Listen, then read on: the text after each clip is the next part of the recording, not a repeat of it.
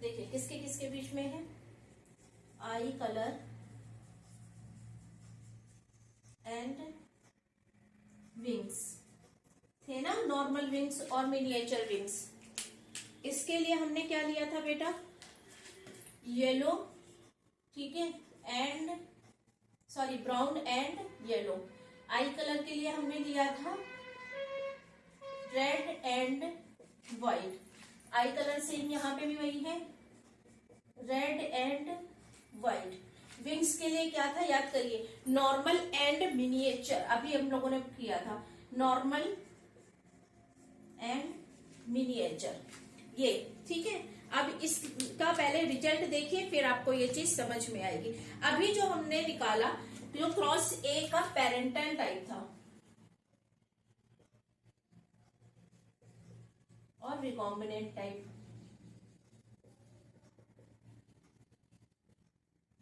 दो निकाले ना। तो क्रॉस ए के पेरेंटल टाइप पे मैंने आपसे क्या बताया, कितना था बेटा, 98.7, 98.7%, ठीक है, पेरेंटल टाइप में। और रिकॉम्बिनेंट में कितना था, 1.3%, ठीक है। अब ये क्रॉस बी मैंने आपको करके नहीं दिखाया, बिल्कुल सेम वैसे ही क्रॉस है, कुछ भी डिफरेंस नहीं है। तो क्रॉस जो ये है क्रॉस बी बेटा, इसका क्या रिजल्ट था, जो पेरेंटल टाइप था वो था 62.8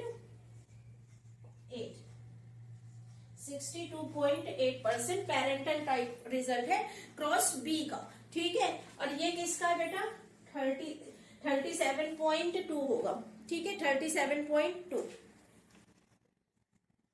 ये देखिए रिकॉम्बिनेंट बच्चों इसमें भी बन रहे हैं, क्रॉस 1 में भी हमारे रिकॉम्बिनेंट, हमारे क्रॉस 2 में भी बन रहे हैं, क्रॉस बी में भी रिकॉम्बिनेंट बन रहे हैं, दोनों में ही रिकॉम्बिनेंट बन रहे हैं। लेकिन आप देखिए चांसेस क्या, चाहे ये केस हो या फिर ये केस हो, जो हमारे पेरेंटल टाइप है वो 50% से ज्यादा है। Parental type, recombinant type present है लेकिन 50% से कम प्रेजेंट है। अब पहले आप ये जो है ये लाइन पढ़िए, उसके बाद मैं आपको इसके कुछ फॉर्मूले हैं वो बता रही हूँ।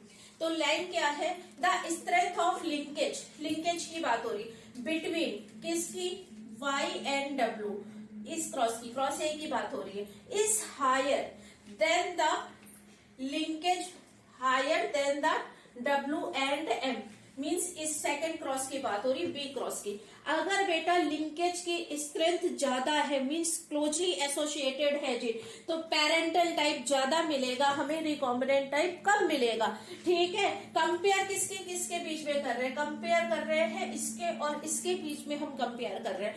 तो इसकी strength parental type recombinant type से ज्यादा है, इसमें भी पेरेंटल टाइप रिकॉम्बिनेंट टाइप से ज्यादा, उससे कंफ्यूज नहीं होना है।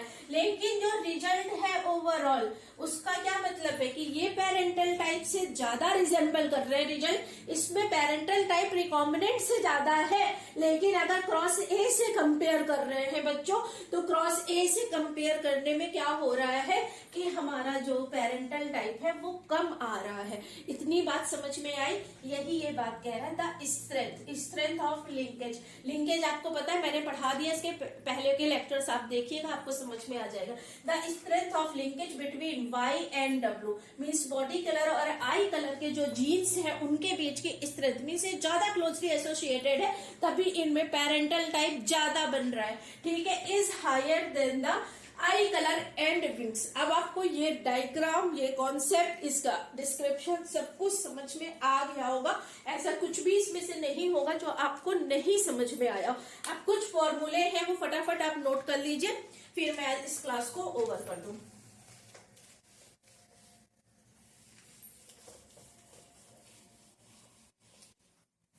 क्या फॉर्मूला है बेटा चेक करने का, अगर हमारा पेरेंट टाइप और रिकॉम्बिनेंट टाइप दोनों जो है वो क्या है, दोनों बराबर में है, मीन्स पेरेंटल टाइप भी हमारा 50% है और रिकॉम्बिनेंट टाइप भी हमारा 50% है, तो आप क्या कहेंगे, लिंकेज प्रेजेंट है, कंप्लीट लिंकेज है या नो लिंकेज है? कोई भी लिंकेज नहीं है, नो लिंकेज। क्योंकि अगर बेटा लिंकेज प्रेजेंट होता तो parent type will be always show है वो greater than the recombinant type. तो एक तो आपको चेक करने का ये तरीका आ गया, ठीक है, कि कोई भी लिंकेज नहीं प्रेजेंट है। लिंकेज सिर्फ और सिर्फ किस कंडीशन में प्रेजेंट होगा, when parental type is greater than the recombinant type. तब आप क्या कहेंगे कि ये हमारा जो है लिंकेज इसमें प्रेजेंट है। अब वो मैटर अलग करता है कि इनकम्प्लीट लिंकेज है या कंप्लीट लिंकेज है, ठीक है। कंप्लीट लिंकेज में क्या होगा बेटा, अगर पेरेंटल टाइप हमारा 100% है, पेरेंटल टाइप अगर हमारा 100% है तो रिकॉम्बिनेंट विल बी 0%, ठीक है। ये कंडीशन हमारी किसकी है बेटा, कंप्लीट लिंकेज की।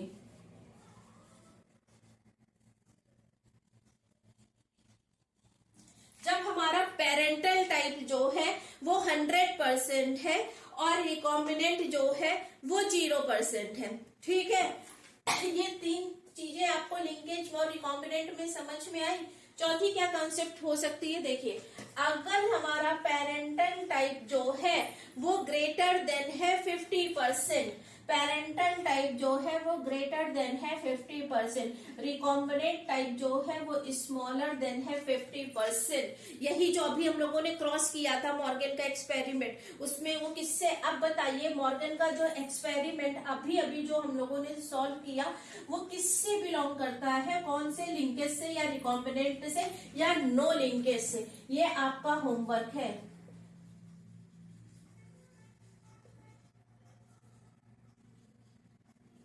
आपको मैंने चारों कंडीशन बता दी कि ये चारों कंडीशन इसके केस में नो लिंकेज है। अगर पेरेंटल टाइप और रिकॉम्बिनेंट टाइप जो है वो दोनों इक्वल उसमें प्रेजेंट है परसेंटेज में, तो आप कहेंगे कि कोई भी लिंकेज नहीं है।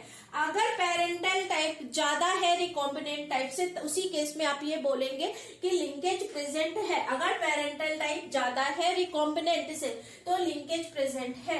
और अगर पेरेंटल टाइप 100% है, मीन्स रिकॉम्बिनेंट टाइप का कोई भी जो है वो आया ही नहीं, सारे के सारे हमारे 100% पेरेंटल टाइप हो गए, तो हम क्या बोलेंगे, it will be a complete linkage example, कि वो जीन्स जो है वो कंप्लीटली लिंक्ड है। रिकॉम्बिनेंट इस केस में 0 होगा।